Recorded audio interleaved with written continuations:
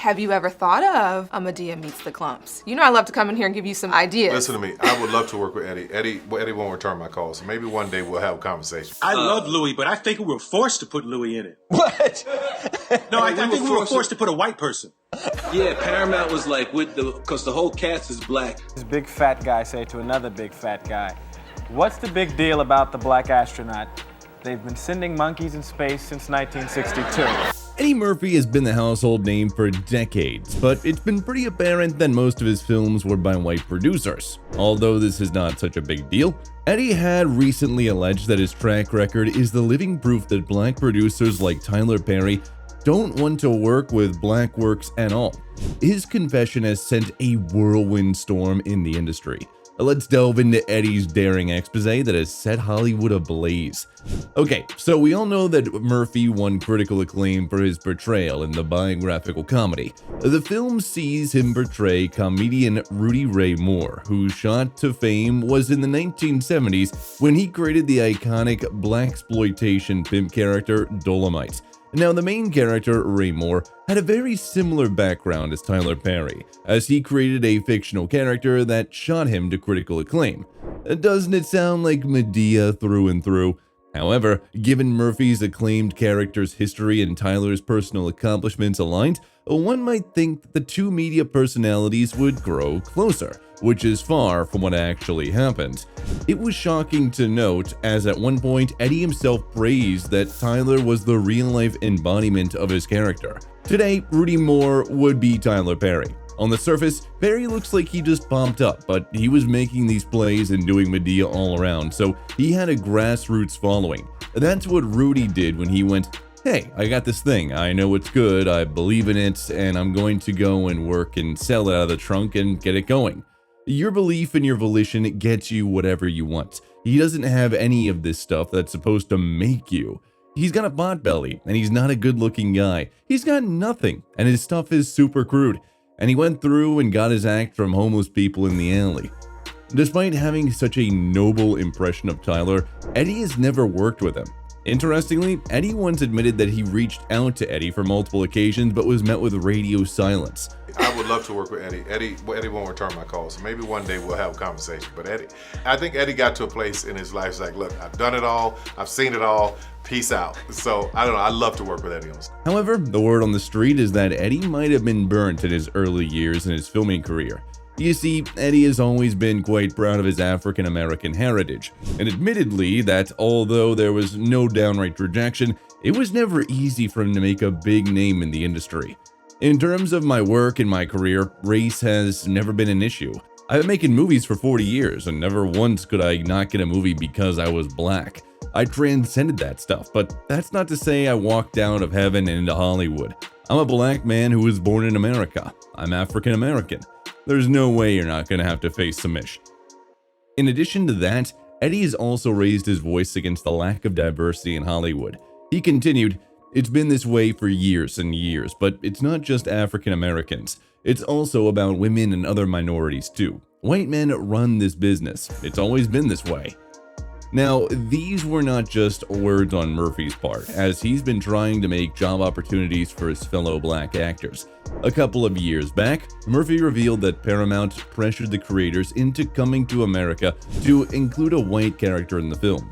Directed by John Landis, the 1988 romantic comedy starring Murphy was a commercial success, debuting at number 1 at the box office. It also marked Paramount's highest earning film that year. While speaking on Jimmy Kimmel Live with Arsenio Hall, shared that the studio pushed for a white character to join the cast, which was largely comprised of black actors. Hall noted, "I loved Louis, but I think we were forced to put Louis in it. I think we were forced to put in a white person." Murphy concurred, adding his own explanation for the casting direction. It was disheartening to know that while it is still disappointing that Paramount felt compelled to mandate that a white character be added to the storyline of Coming to America, when even now all-white casts continue to be the norm in Hollywood industries, perpetuating the idea that these types of stories are neutral. However, films featuring characters of color must work twice as hard to garner the same level of funding and exposure, because studio executives incorrectly assume they won't relate to mainstream audiences, and just shows how ingrained the racial discrimination is in the minds of people. the racist power, that may be, wanted a white person in there, and I think that they just showed their hand that they won. Paramount had the money in the push, and they. The word on the street is that Murphy already knows what happened with Tyler Perry and Monique, and that might be the reason why Eddie has been cold towards Tyler. All of you might already know that Oprah and Monique had a feud when they were working together on the acclaimed movie Precious. You see, Precious was just an independent movie when she was signed as the main lead.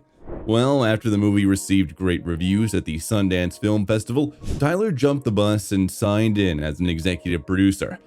At the time of the incident, Monique was having a hard time as Oprah and other people on the team were trying to force her into doing a press campaign free of charge. She reiterated that Tyler tried to deceive her in doing the campaign by giving her false hope about millions that will come in afterwards. It's important to keep in mind that Monique was young and inexperienced at the time. It was also her first major project.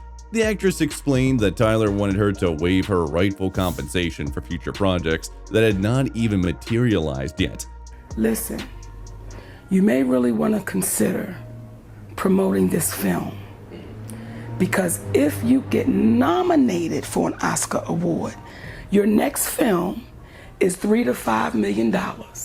Monique refused to attend and later issued a statement to The Hollywood Reporter expressing her frustration with the producers. "I'm doing a talk show. I'm doing a comedy tour. I have a husband and I have babies. I have a bit of a downtime and I'm going to take advantage of it. So I'm not going anywhere because I'm not obligated to go anywhere. I've done my part." After Monique frustrated Tyler Perry and other producers of Precious, she revealed that her career suffered and they labeled her with the scarlet letter of being difficult to work with. In the years following the inception of this feud, Monique claimed that Precious director Lee Daniels personally expressed regret regarding the way producers have treated her. However, Tyler Perry has refused to publicly apologize. Monique allegedly revealed how she felt about the mistreatment she had faced. "I felt disappointment. I felt the same injustices and inequalities that all black women who came to Hollywood before me felt. Oftentimes, people call that anger. They call it bitterness. They call it unstable. They give it all these titles except what it really is." Monique alleged that it is always women who were lowballed so badly by Tyler, but whenever they stood up for themselves, Tyler seemingly pulled the strings to undo their career. So, I understood by then that when you sacrifice everything for a place in Hollywood, you wind up being by yourself. I know the history before me. I know those stories. And not only did those men die broke, they died brokenhearted. They died lonely because they gave everything to a business. And in the end, it gave them nothing. Mon boldly declared that although the industry people have been talking bad about her, none of them had the galls to call her a liar. She claims that everyone in the know knows the truth, but they want to protect their bread and butter. Fans overall believe that Tyler has been copying Murphy to make a name in the entertainment business.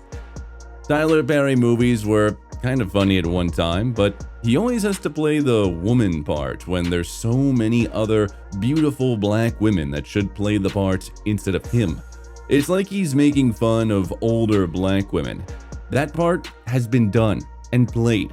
It's like he had a copy of Eddie Murphy's Big Mama. Tyler needs to go and take a break. That's it for today. See you all in the next one. Goodbye.